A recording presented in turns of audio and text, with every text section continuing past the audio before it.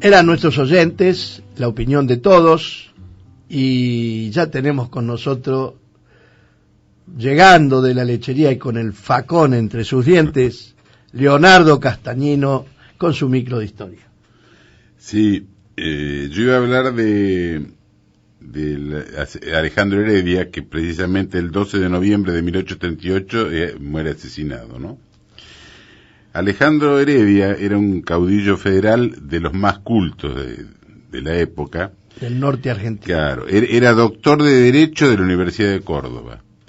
Inclusive era protector de Alberdi y le enseñó las primeras letras de latín, o sea que no era ningún ignorante, ¿no? Usted sabe que Heredia se lo mandó a Facundo Quiroga, y Facundo Quiroga, Alberdi, fue el que le bancó los estudios. Por eso, y fue el que lo inició en el latín, o sea que era una persona muy culta. Además, los gobernadores de Salta y Jujuy, porque él era gobernador de Tucumán, pero los gobernadores de Salta, Jujuy y Catamarca lo habían nombrado protector de esas provincias. Después, en mayo de 1837, Rosas lo designa comandante del ejército de la Confederación, que estaba en guerra contra la Confederación Peruano-Boliviana de Santa Cruz. El general Santa Cruz. Ahora, Heredia, que tenía un cierto idealismo, en una persona, digamos, tirando al pacifismo, quería integrar, incluso lo había dicho y se lo había dicho a Rosas, quería fusionar los dos partidos, unitario y federal. Entonces empezó a arrimar gente unitaria también al gobierno. Pero Rosas, que tenía una sagacidad habitual para ver esas cosas, inusual para ver esas cosas,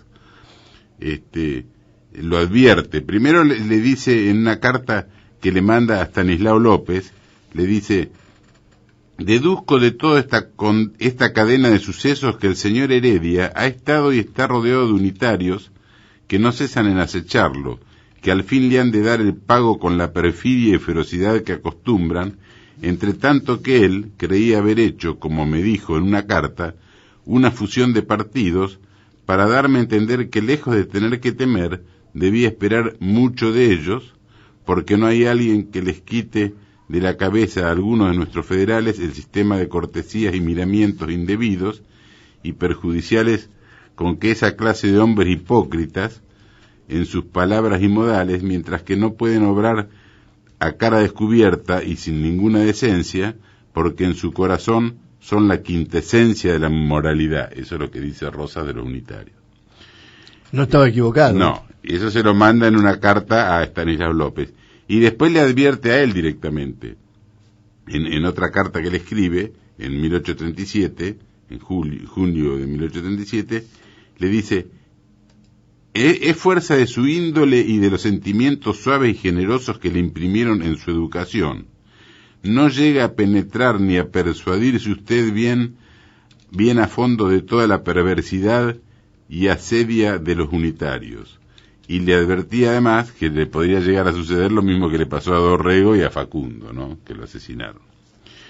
Y efectivamente, el 12 de noviembre de 1838, un fin de semana, Heredia iba a una quinta que tenía en Lules a caballo con el hijo, lo asaltan, lo atacan y lo matan. El que lo ataca fue el comandante Gavino Robles, Vicente Neirot, Lucio Casas y Gregorio Uriarte.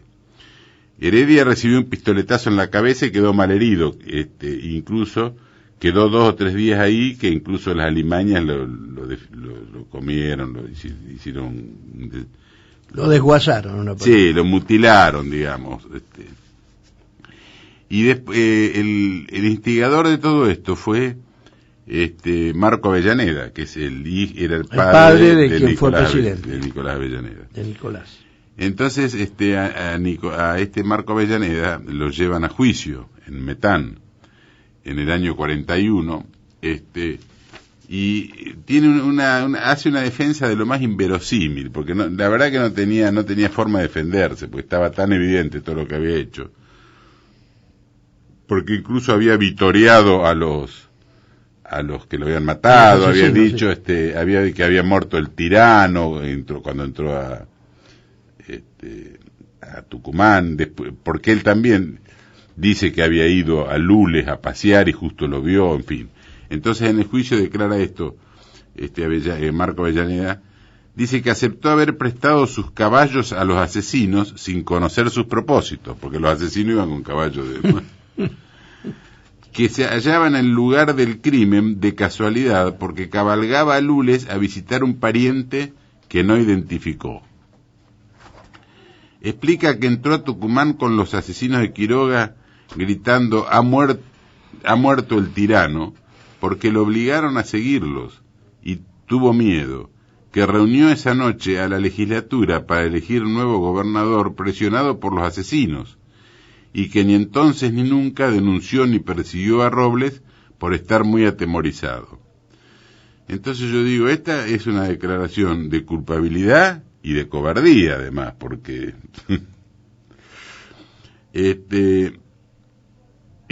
la cuestión que Marco Avellaneda fue declarado culpable y condenado a muerte como instigador y principal culpable de la muerte de Heredia. Que Heredia había sido también, al igual que La Torre, hombres que habían estado en las patriadas con San Martín. Claro. ¿no? Sí, sí, parte no era... del ejército del norte, habían estado, se habían destacado en la lucha del ejército del norte. Realmente una pérdida valiosa. Un hombre valioso. Un hombre valioso. Bueno, fíjate vos que todos los hombres valiosos, algunos se fueron de enfermedad, como el fraile Aldao. Sí.